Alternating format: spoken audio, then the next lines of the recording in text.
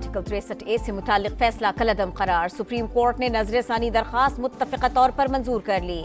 मुख्तसर ऑर्डर जारी। सिर्फ एक जज के मार्जिन से अक्सरियती फैसला है। क्या एक शख्स की राय पूरी मुंतखब पार्लिमान पर हावी है? चीफ जस्टिस के रिमार्क्स। सुप्रीम कोर्ट के फैसले के बाद हुकूमत आईनी तरमीम की मंजूरी के लिए मुतहर्रिक। पार्लियामेंट के दोनों ऐवानों का इजलास बुलाने का फैसला। बैरून मुल्क मौजूद अरकान को वापस बुलवा लिया गया। और पीटीआई की जानिब से एहतजाज की कॉल। खैबर पख्तूनख्वा से इस्लामाबाद आने वाली सड़कों पर रुकावटें। मोटरवेज भी मुख्तलिफ मकामात पर बंद कर दी गई।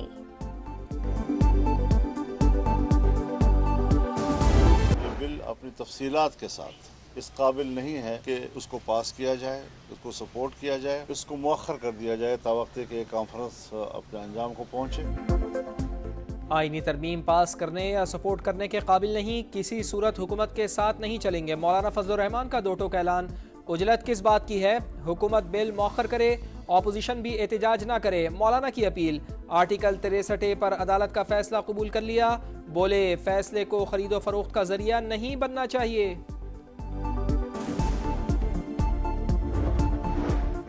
ये बेंच समात का अहल नहीं, फुल कोर्ट को बैठकर मसाइल हल करने चाहिए। ओपन कोर्ट में जजेस ने मेरी तजवीज की तायीद की। बैरिस्टर अली जफर की मीडिया से गुफ्तगू।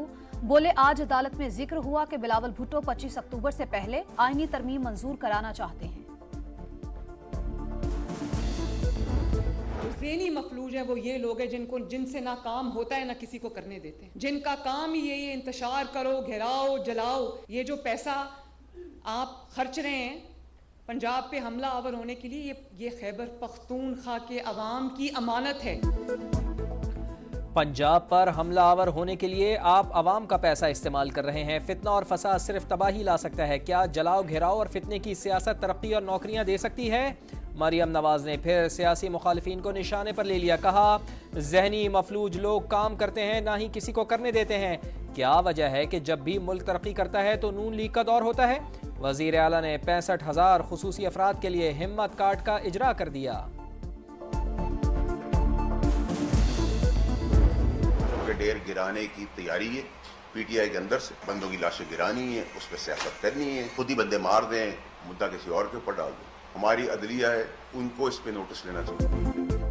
पीटीआई के अंदर से लाशों के ढेर गिराने की तैयारी हो गई। अली अमीन गंडापुर अमन अमान के लिए खतरा बन गए। अदलिया नोटिस ले। सेनेटर फैसल वाडा की प्रेस कॉन्फ्रेंस। बोले हुकूमत के रेट को चैलेंज करना मुल्क से गद्दारी है। मजबूर ना करें कि अपने फोन में मौजूद चीजें सामने रख दूं।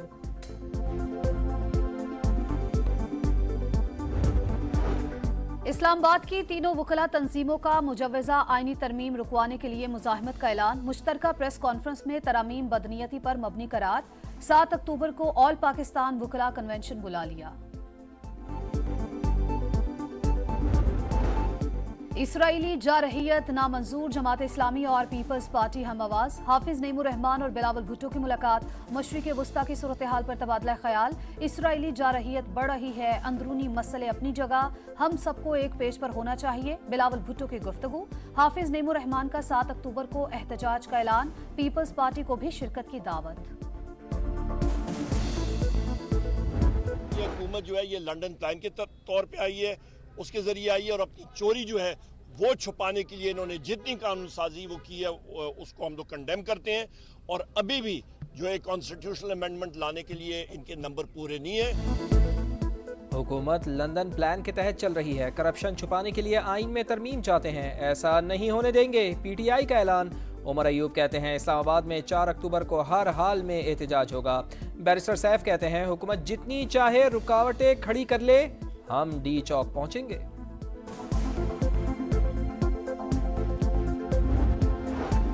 नक्से अमन का खदशा। लाहौर में पुलिस का क्रैकडाउन। मुख्तलिफ इलाकों से पीटीआई के 84 कारकुनान गिरफ्तार। शहर में 6 रोज के लिए दफा 144 नाफिज। रावलपिंडी में जलाओ घेराव में मुलविस मजीद 170 नामजद मुल्जिमान गिरफ्तार।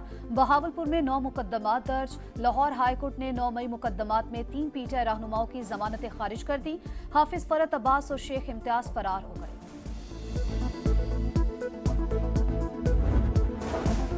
चीफ इलेक्शन कमिश्नर की तैनाती के खिलाफ दरखास्त खारिज। इस्लामाबाद हाई कोर्ट ने फैसला सुना दिया। चीफ जस्टिस आमिर फारूक ने दरखास्त नाकाबिले समात करार देते हुए खारिज कर दी।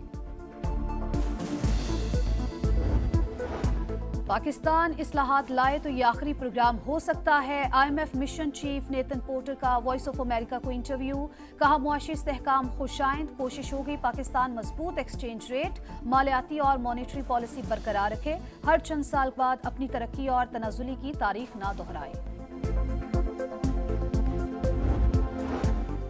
वफाकी वज़ीर बराए सरमायाकारी बोर्ड मवासलात और निजकारी अब्दुल अलीम खान और रूस के डिप्टी वज़ीर आज़म की मुलाकात। तापी गैस प्रोजेक्ट, दो तरफ़ा तिजारत पर गुफ्तगू, मुजव्वज़ा तिजारती राहदारी और रेल ट्रैक पर बातचीत।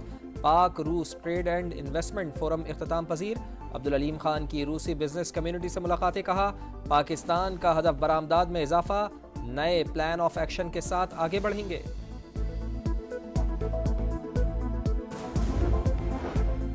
शरह सूद में कमी का इम्कान, सरमायाकार सरगर्म। पाकिस्तान स्टॉक एक्सचेंज ने नई तारीख रकम कर दी। 100 इंडेक्स 82,722 की बुलंद तरीन सतह पर पहुंच गया। मार्केट में 16 अरब रुपए से जायद का कारोबार। वज़ीर आला पंजाब मरियम नवाज रूडा प्रोजेक्ट्स की तकमील के लिए पुराज़म। चीन समेत बैनुल-अक़वामी इदारों से इश्तराक का फैसला। इराज़ी पर तजावुज़ात रोकने के लिए स्पेशल पुलिस फोर्स कायम करने की मंजूरी। ज़मीन की गैर कानूनी खरीदो फरोख्त रोकने का हुक्म।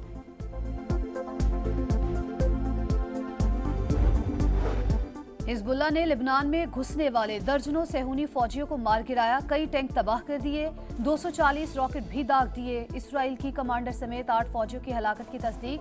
लिबनान पर फजाई हमले तेज, मुख्तलिफ इलाकों में बमबारी में 46 अफराद शहीद। गजा में इसराइल की सफाकियत जारी, जनूबी और वस्ती गजा पर बमबारी, 24 घंटे में मजीद 51 फ़लस्तीनी शहीद। मजमूई तादाद 41,689 तक जा पहुंची। मगरबी किनारे में इसराइल की पुरतशद्दुद कार्रवाइयाँ। हेब्रोन में कर्फ्यू, सेहूनी फौज ने कई फ़लस्तीनियों को गिरफ्तार कर लिया।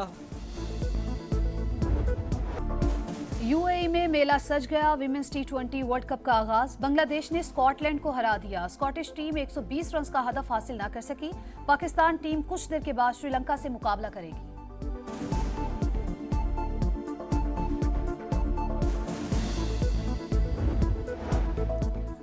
गूगली मास्टर अब्दुल कादिर के बेटे उस्मान कादिर ने रिटायरमेंट का ऐलान कर दिया। कहा पाकिस्तान की नुमाइंदगी पर फख्र रहेगा। सपोर्ट करने पर खिलाड़ियों, कोचेज और फैंस का शुक्रिया। उस्मान की अहलिया बरस पड़ी। सोशल मीडिया पैगाम में कहा आज सेह दिन है, अक़रबा परवरी और पसंद नापसंद हर शोबे पर असर अंदाज है।